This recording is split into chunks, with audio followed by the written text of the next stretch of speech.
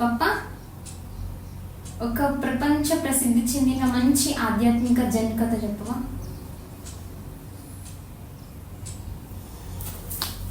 కొన్ని కథలు universal. Okay. దానికి ఆథర్ అనేవాడు ఎవడు ఉండడు, ఓనర్ ఉండరు, ఎవరైనా వాడుకోవచ్చు గాలిలాగా. ఓకే. సో అది అడగ్గా నాకు పాట గుర్తొచ్చింది.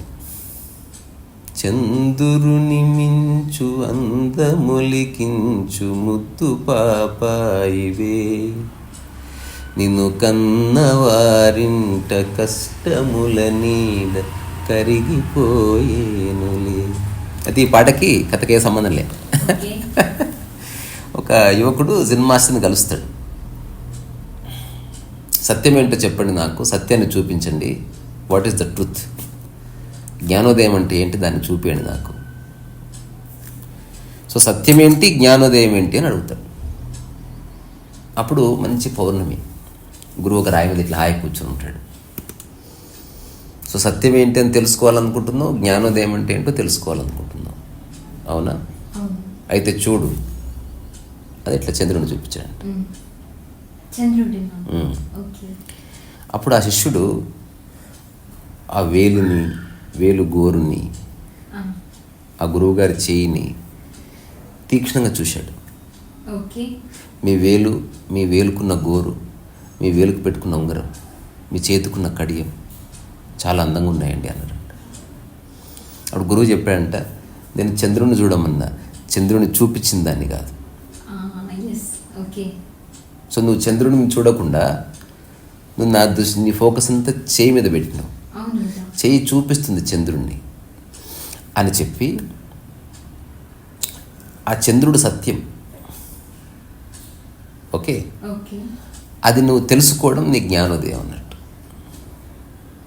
అని చెప్పి గురువు ఏం చెప్పాడంట, ఇది అందరు గురువులు చెప్తారు, అదేంది, విషయాన్ని పట్టుకో, వ్యక్తిని పట్టుకోకు అని. అంటే మనం ఏదన్నా తెలుసుకోవాలనుకుంటే, ఆ తెలుసుకోవాలంటే ఎవరో ఒకరు చెప్పాలి కదా. ఆ చెప్తున్న వ్యక్తి చాలా అందంగా చెప్తున్నాడు అనుకో, మెల్లగా అతను మాయలో పడతారు. సో ఎప్పుడు చెప్తున్న వ్యక్తి మాయలో పడద్దు, చెప్తున్న విషయాన్ని మాత్రం అర్థం చేసుకుని వెళ్ళిపోవాలంత. ఇది ఎలా ఉందంటే, మెడికల్ షాప్కి వెళ్తే మెడిసిన్ అమ్మేవాడు చాలా అందంగా ఉన్నాడు, ఆ అమ్మాయి అతనితో ప్రేమలో పడిపోయింది, తర్వాత రోగం వచ్చి చచ్చిపోయింది. నువ్వు వెళ్ళింది దేనికోసమో అది మర్చిపోవద్దు.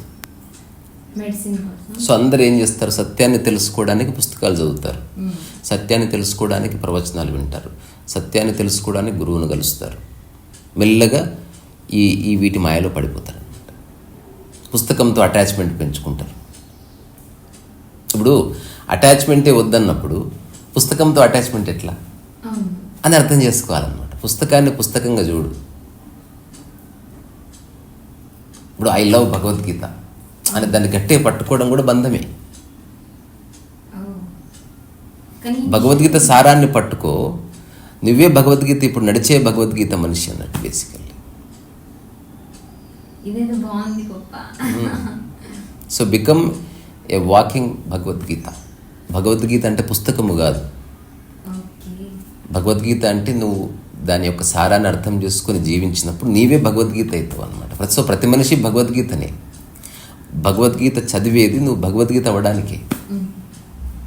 అప్పుడు నీవు ఏది మాట్లాడితే అది భగవద్గీత అవుతుంది.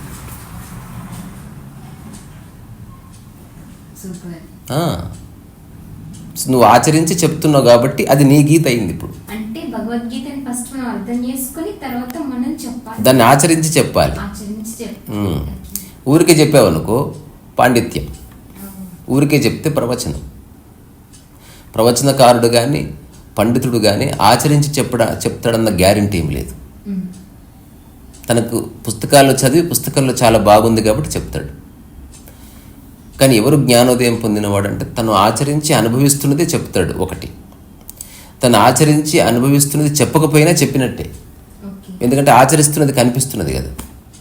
ఇప్పుడు ఇక్కడ నీళ్ళు ఎలా పోయాలండి చెట్ల, గురువు గారు అన్నాడు.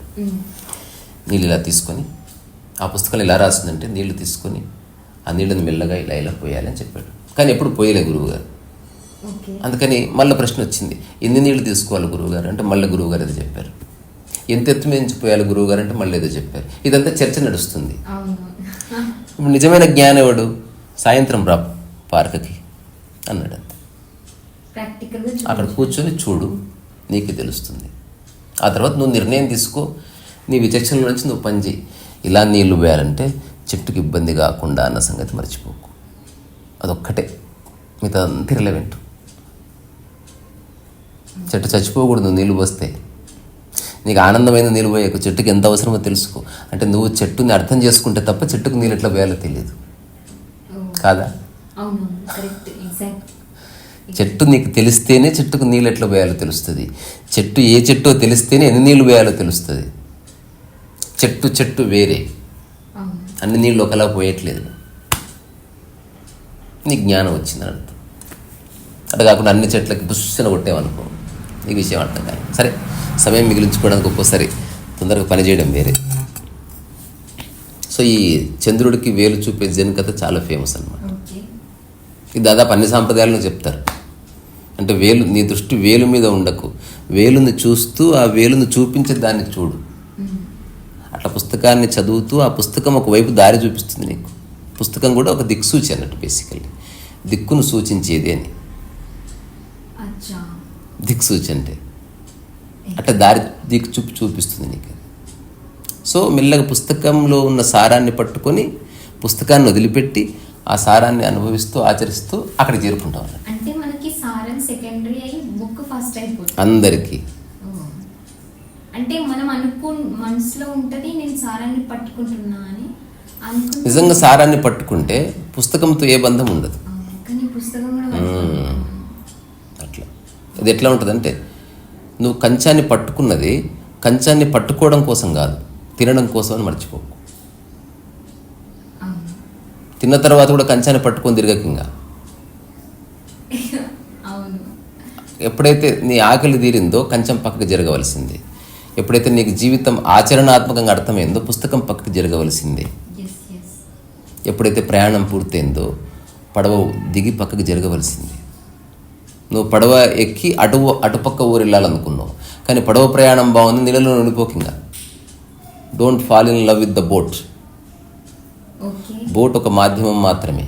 సో ఇది అత్యంత ముఖ్యమైన కీలక విషయం. ఇది చెప్పి ముగిస్తా, ఇది ఎక్కువ చెప్పకూడదు. ఇది చెప్పిన తర్వాత ముగిస్తే కరెక్ట్ రీచ్ అవుతుంది.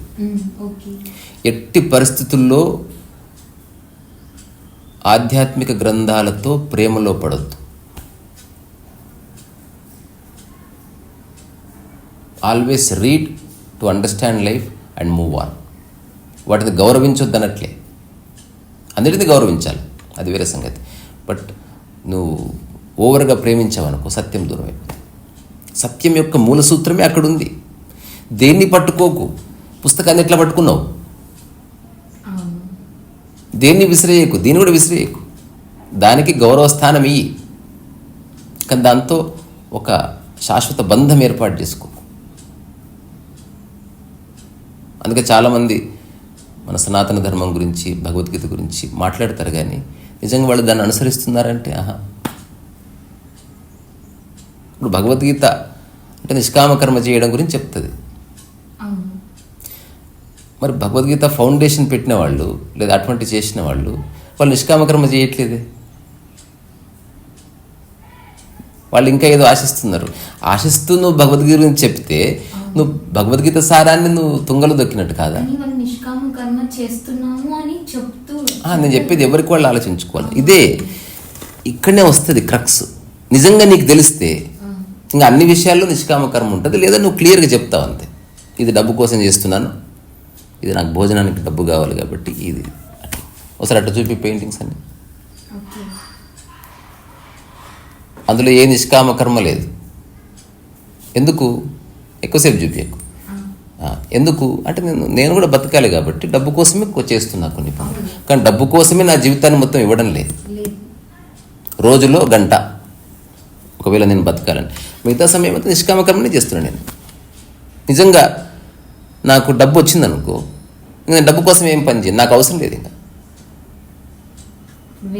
అంత నిష్కామకర్మనే. ఏం చేసినా నిష్కామకర్మ. రావాల్సింది ఏదో వస్తుంది. నిష్కామకర్మకి అంటే ఇప్పుడు డబ్బు కోసమే చేస్తే అది కామకర్మైంది. అప్పుడు పెయింటింగ్ వేస్తాను. అచ్చా, డబ్బు కోసం చేస్తే కామకర్మ అంటే కోరిక మన అవసరం. అట్లా కాకుండా అప్పుడు పెయింటింగ్ వేస్తాం. నిష్కామకర్మ అంటే పెయింటింగ్ వేయొద్దని కాదు. అప్పుడు నువ్వు పెయింటింగ్ ఎవరు అడిగారు, గురువుగారు పెయింటింగ్ వేసేయాలి, రీసా పెయింటింగ్ వేసేయాలి అడిగారు. అడిగితే ఇట్లా పెయింటింగ్ వేసి ఇచ్చాను, ఓకే ఇచ్చాను అంతే. ఓకే అది వాళ్ళు డబ్బులు ఇస్తే ఇవ్వచ్చు, లేకపోతే లేదు.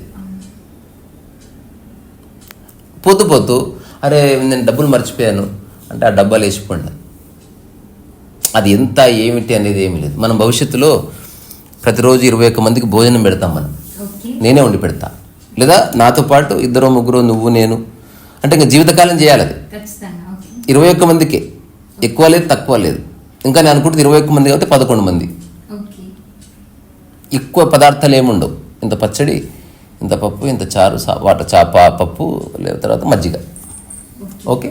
ఓకే ఇప్పుడు భోజనం పెట్టిన తర్వాత మనం దాన్ని బిజినెస్గా చేయట్లేదు, ఎప్పటికీ చేయను. తర్వాత అక్కడ ఒక డబ్బా పెడతాం, దాంట్లో నువ్వు కొంత మనీ వేసి వెళ్ళొచ్చు. ఇఫ్ యూ లైక్ ఇట్, నీకు నచ్చితే. ఓకే దానికి కూడా ఒక పరిమితి పెడతాం. అంటే ఉంది కదా ₹1,00,000 వేసిపో. ఇక ఒకవేళ వేయాలనిపిస్తే వద్దు. అంటే వాళ్ళ ఇష్టం కాదు. వద్దు అది. ఓకే దానికి ఇంతవరకే. నువ్వు వేసినా మాకొద్దు. ఓకే ఓకే ఎందుకంటే మనం సుఖం కోసం లేదా మనం వెహికల్స్ కొనుక్కోవడం కోసం ఆ డబ్బా ఉన్నది కాదు, మళ్ళీ నేను వేరే వాళ్ళకి వడ్డించి అంతే. ఆ భోజనానికి కొంత డబ్బు రావాలంతే. మళ్ళా అదే ఉద్దేశంతో వాళ్ళు ఎక్కువేస్తే అదే అప్పుడు అడిగి తెలుసుకుంటామేమో. బట్ నా మనసులో ఉన్నది మహా అంటే ₹1000 వేయచ్చు, ఓకే అంతకంటే ఎక్కువ వేయకూడదు. దాని మీద రాసి పెడదాం. ఓకే అది తెలిసి కూడా ఎక్కువ వేసేయడానికో అది మనకు సంబంధం లేదు. ఇంకా ఓకే తర్వాత థ్యాంక్స్ ఆశించకూడదు, ఏ గౌరవం ఆశించకూడదు డబ్బులు వేసి. తర్వాత ఏ రిసీట్ ఉండదు, ఏముండదు. నెక్స్ట్ మనం కూరగాయలకు వెళ్తాం కదా, అందులో చేయి పెట్టి తీసుకొని పోయి కూరలు తెచ్చి మళ్ళీ చిల్లర అందులో వేసేయాలి. నైస్. అంటే ఇట్లా ఒక ప్రయోగం చేయాలి, చేద్దాం. ఓకే బాబా. సరే మళ్ళీ కథ వరకు వద్దాం. కథ ఏంది? సో సత్యం ఎప్పుడూ ఉంది, అది నీకు స్ఫురిస్తే నీకు జ్ఞానోదయమైనట్టు.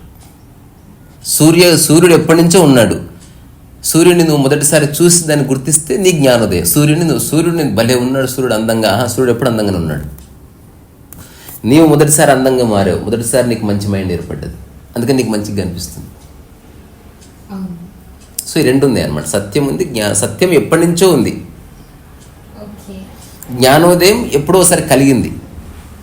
అంటే వాడు సత్యాన్ని చూడట్లే, అక్కడక్కడ తిరుగుతున్నాడు.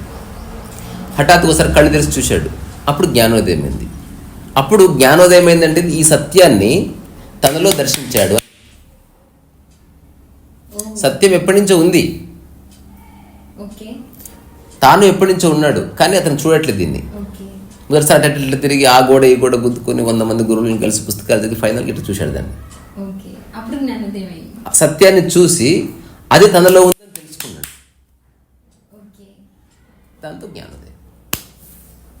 అదే నేనని తెలుసుకున్నాడు. అదే ఎలా తెలుసుకుంటాడు గొప్ప? స్ఫురణ అంతే. ఓకే అట్లా ఇంతే కథ. సరే మరి బాయ్.